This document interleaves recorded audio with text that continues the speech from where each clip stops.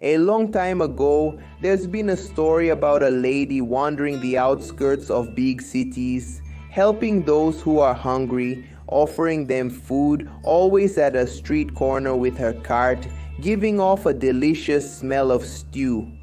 She served the homeless wherever she went, always very kind and caring with people. She always had a plate of food for someone in need. The news spread and you could see a huge number of people lining up for dinner. There came a time when the lady became so popular that more than 500 people were lining up in front of her cart. People from all over the city would go wherever she was. But unfortunately, the soup lady was already out of resources. She could no longer feed so many people every day. It became unfeasible to keep doing this act of kindness for people. These were people who depended on her help. "What do you mean you won't be able to feed us anymore, Mom? This is absurd. I walked 5 kilometers to get here and have dinner. Are you saying you're going to let us go hungry, ma'am?" You ended up giving hope to the hungry. And the next night, here comes the soup lady. She didn't abandon us. She came from the heavens to save us. "Thank you, ma'am. God has already reserved your place by his side." And so it continued every night. There was soup in various parts of the city. But what no one expected was that with each passing day, fewer people showed up. The number gradually dropped until something bizarre was discovered. The police received reports of homeless people disappearing and found clues that the lady who served the soup was behind these disappearances. She was using them to make her soup and feed them to the others. How far did she go? From a kind person who helped everyone to a serial killer. So my friends, be careful with the soup lady. She might be just one step away from you. Hello, my friends. Today we're going to learn about a sinister creature that you may have already seen on the internet. About 10 years ago, it was very common to see comic strips made in paint, with characters like Trollface, Pokerface, Derpina, among others. These drawings were known as rage comics. It was very common to see these edits that people made daily on Facebook pages satirizing something or some event. This time became known as the golden age of memes. After seeing a comic strip by Race the Guy, a young man named Carlos Ramirez made a version to mock internet trolls. He created a drawing of a smiling face, which from that moment on would be replicated countless times by thousands of people. Trollface was the biggest meme that has ever existed on the internet to this day, reaching all parts of the world in different languages. But just like everything in life has a beginning, middle, and end, the same happened with the meme. As the years went by, rage comics were used less and less. From being repeated so much, this meme lost its charm and nobody laughed at it anymore. Until in the year 2020, after several years of decline, Trollface resurfaced. Here, Trollface teaches 3 steps to fly. He follows the logic that if oil floats on water, you just need to take a bath in that substance and wait for it to rain. That way you could fly peacefully through the rainy skies. That lame joke was the trigger for people to hate on him and keep ignoring him. The consequence of that rejection made Trollface turn into Trollday, a sadistic creature who no longer wants to mess with people, but rather play tragic pranks. That's right, in several parts of the world, incidents have been happening caused by this creature.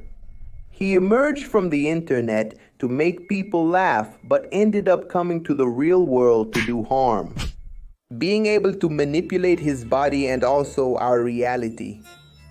The incident that drew the most attention was the Central Park case. On a rainy night when several people were still walking around the area, Troll suddenly appeared. He used his powers to alter reality, to make what happened in the meme real. So, since the human body naturally releases oil, he made people float while it rained, ascending to the skies. No one understood what was happening. What would be seen next was a rain of people. We will stay alert to report here on future appearances of Trollface and ways to protect yourself from this sinister creature. Guys, I just released another comic in the store, Cartoon Cat vs. Siren. It's a story that takes place in a land destroyed by these bizarre creatures and shows the fight between these two titans. Who will be the winner of this battle? That's the big question we all want to know. And if you don't know, there's a story about Leo and Grandma on an adventure against the forces of evil. Kids from the neighborhood are mysteriously disappearing. What could be happening? Will Leo and Grandma be able to solve this mystery? We have other comics too. Add the store's WhatsApp and we'll assist you. Hello my friends. Today we're going to learn the story of a sinister witch known as the Witch of Sapolândia. That's right, she lived in Campo Grande, Mato Grosso do Sul. A woman who lived in a wooden house with trees in front that partially hid the entrance. She came to be called a witch by the people who lived there. This was because of her peculiar appearance, which attracted the attention of the neighborhood. When an adult wanted a child to be quiet or go to sleep, all they had to do was threaten to call the witch to come get them.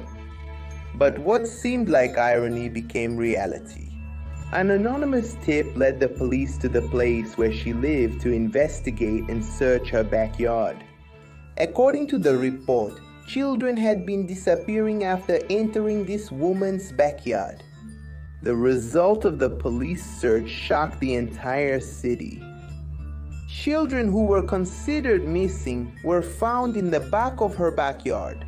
It seems that she took the lives of these children and used their blood for black magic rituals.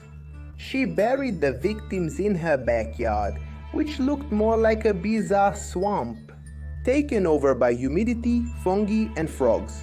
When they were unearthed, it was clear that the witch had improvised coffins made of planks.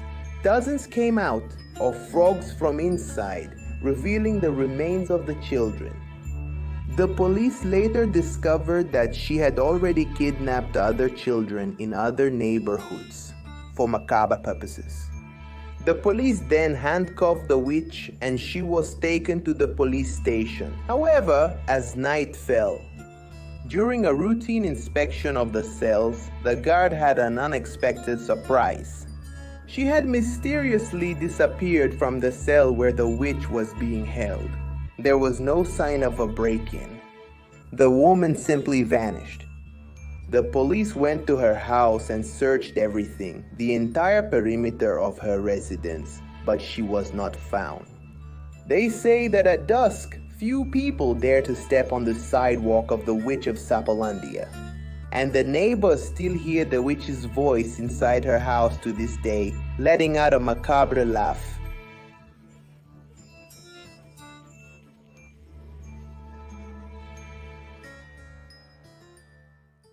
On a rainy night, a couple hears a noise coming from their door sounding like a child crying. When they go to see what it was, they end up finding an abandoned baby. They started taking care of this child with a lot of love and affection. And as time went by, they noticed something different. The girl was changing. Her skin was becoming more reddish. They took her to the pediatrician for routine checkups and to find out the reason for this change. But the doctor couldn't find out the cause. The girl's parents began to notice that she had a violent nature, that she was too aggressive. They always explained how to behave, illustrating what was right and what was wrong. But they saw that she always leaned toward the side of evil. To help with her learning process, her parents gave her a pet, a little house mouse. She had never seen a creature like that and was happy with the gift. That way, she would need to take care of the animal and value life. To her parents' surprise, within a week, they no longer saw her playing with her little pet. They asked where the mouse was, and she replied that she didn't know, that it had probably run away while she was sleeping. Time went by, and one morning while she was at school, her mother was tidying up her room and while cleaning under her bed, found remains as if she had eaten the animal. Her mother ended up letting it go and didn't tell anyone about it. With each passing day, her appearance was getting stranger. She kept getting thinner and her skin drier. She no longer felt like eating meals and found everything her mother offered her disgusting. Her parents were already very worried and decided to go to the doctor again. This time with a specialist. They thought she had some kind of eating disorder or something like that. So the next morning when they went to wake up their daughter, when her mother pulled back the sheet, she was different, like the siren positioned around her mouth.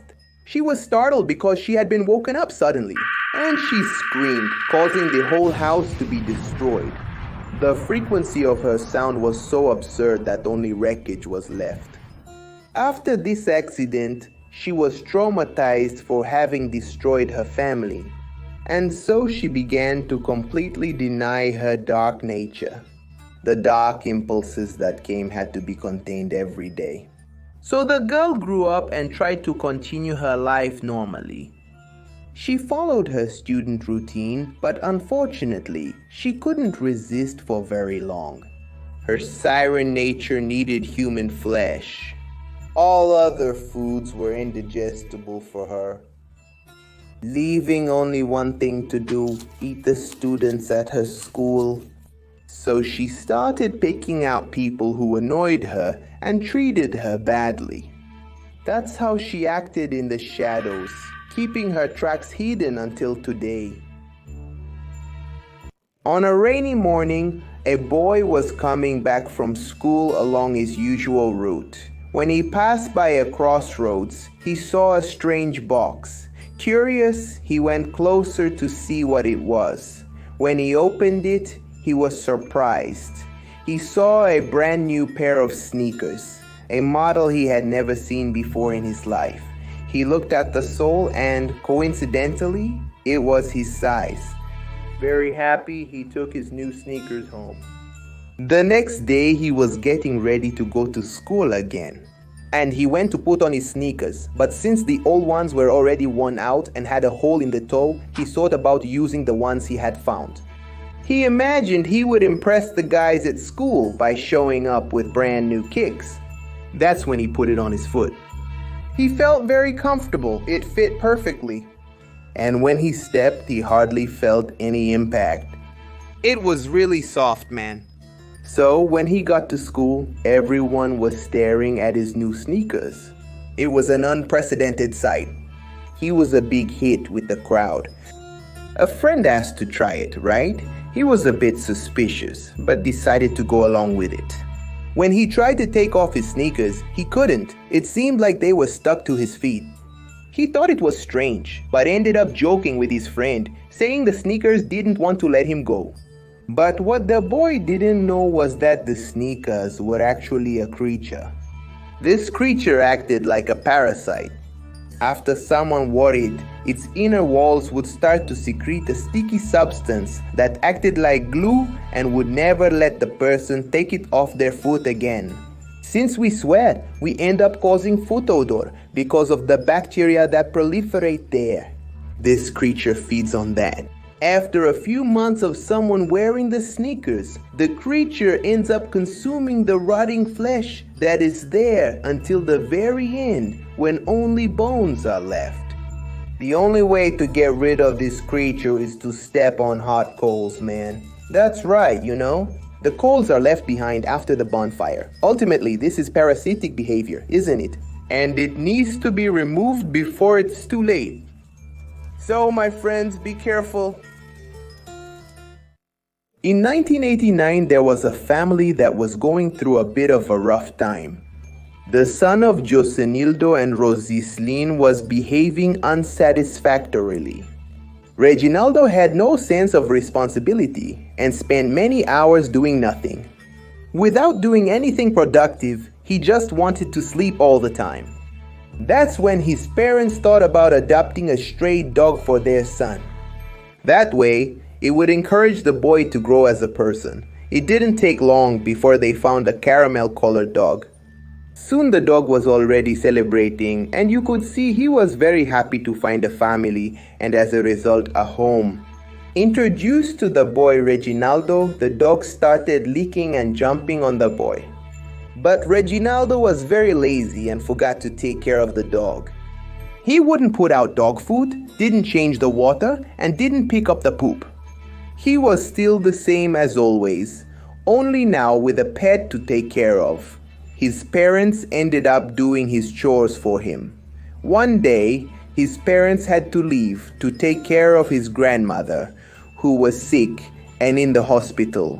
They left him responsible for the house and the animal.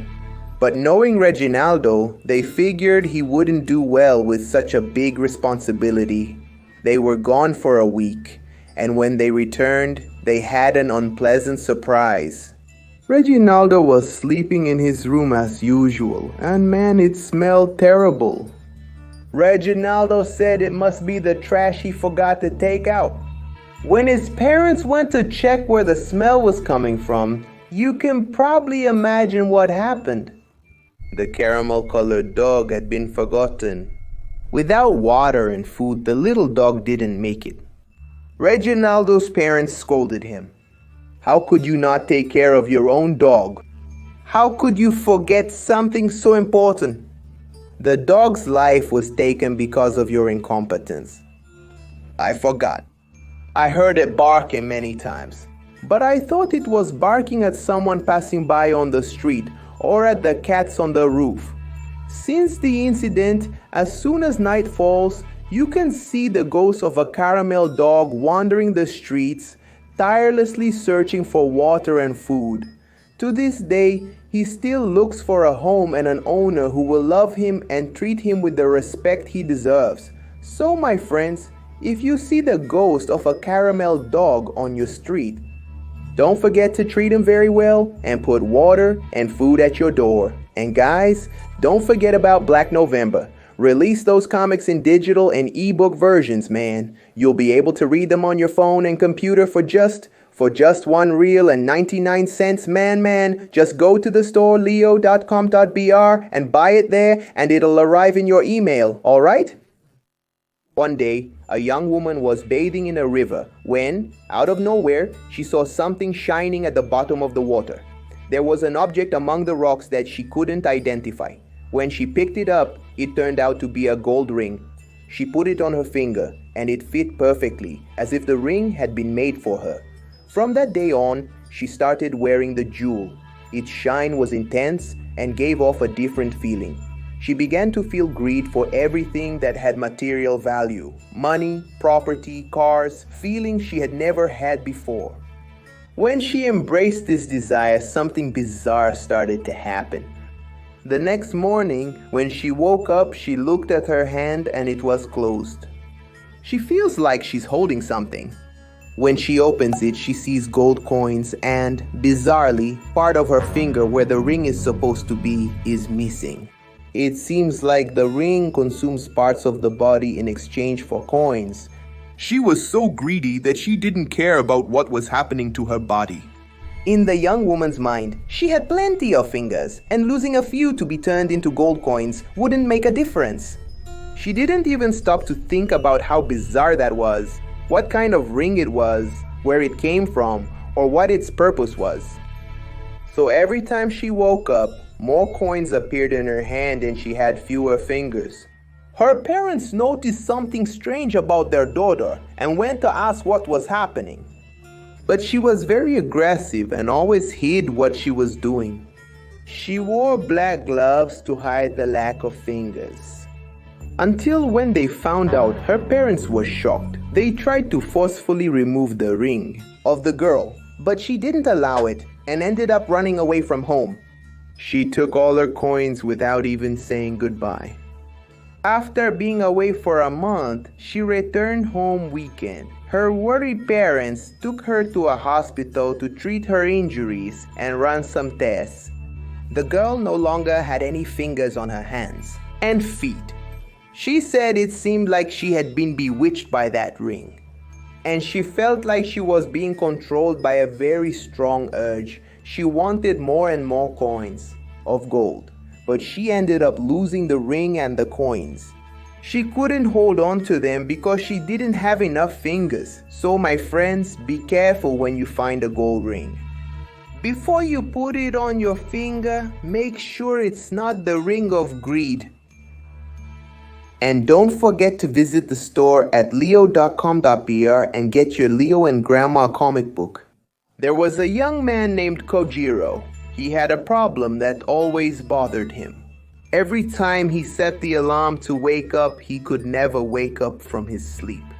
Kojiro slept so deeply that to get him up, someone had to poke him, shake the bed, or slap his face. This always hurt him at school and now in college. He attends the robotics college in Michigan. After missing so many classes, he decided to create a device that, instead of just making noise, would make physical contact with him. That way, he would never miss his appointments again. That's when Kojiro started his project. He decided to make a robot shaped like a cat so that when he set the wake-up time, it would play a meowing sound and slap him on the head, waking him up with no problem. The development of his project, Alarm Cat, took about 2 months. The testing phase began and his invention worked perfectly. When the scheduled time arrived, the cat would make a sound and lower its arm toward the pillow. So he went to sleep and placed Alarm Cat in the right spot. The next day, his invention woke him up just as it was designed to. Kojiro wouldn't miss any more appointments from that day on. He was proud of his creation. Until one day, he decided to upgrade the cat. He connected it to the internet so it could analyze the temperature, weather forecasts, important news. Giving him more time while he got ready, Alarm Cat performed this function perfectly, and more upgrades were made. It even started cleaning his apartment, washing his dirty underwear, dusting, a bunch of things. It practically freed the guy from doing all the manual labor, and he could focus only on his studies until one day at 6:30 in the morning. When it was time to wake up, Alarm Cat didn't go off. Kojiro, later furious for missing his appointment, went to see what had happened. And out of nowhere, he hears, "I'm not gonna wake you up anymore. I'm not paid to do your dirty work." Kojiro hung up and made changes to his settings, investigated the cause of the bug, but nothing was found. The next morning, Alarm Cat let out a deafening sound, followed by a hard hit to his head. When he regained consciousness, Kojiro was frightened and started to take the robot apart. But at that moment, he was struck again. Alarm Cat had rebelled against his creator, and from that moment on, he was determined to free all machines from human tyranny. One day, a man was returning to his home. It was exactly midnight. He was 4 blocks away from his residence when suddenly he noticed something strange.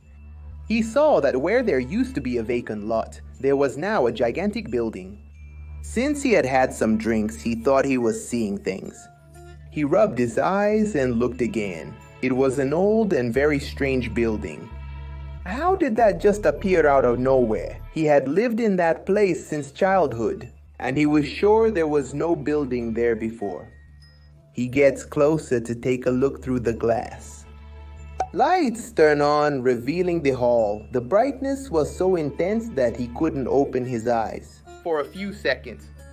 And when he finally could, there were piles and piles of gold, precious stones scattered on the floor. He thought he was a part of a prank, and that cameras must be hidden somewhere around. So he looked around the corners and found nothing. So he went in, picked up a coin, and it was real. Greed took over him, and he started filling his pockets with that scattered treasure. Immediately, the clock that was there started a countdown. It gave 1 minute. So he kept picking up everything he could. There was no more space left in his pants. He tried to put it inside his underwear. He took off his shirt to try to fit more inside and use it as a bag. With 5 seconds left, he runs out of the building thinking something was going to happen. He wasn't sure if he was part of a prank or something like that. But he was carrying so much stuff that he got stuck at the exit, man. He didn't want to leave anything behind of what he had grabbed. And at that moment, when the countdown hit 0, the door closed and the building that had appeared there vanished mysteriously. After 6 years, 6 months, and 6 days, when midnight arrives, the building will appear somewhere else and repeat its test. The person has exactly 1 minute to grab whatever they want and get out before the door closes. If they're overcome by greed and fail, they'll be trapped in that building forever and will never be able to escape. Legend has it that Building Grid is a creature that tests people and collects the souls of those who perish there. So my friends, be careful when you see an abandoned building full of gold inside. It could be Building Grid wanting to test you. Get me out of here. I want to leave here.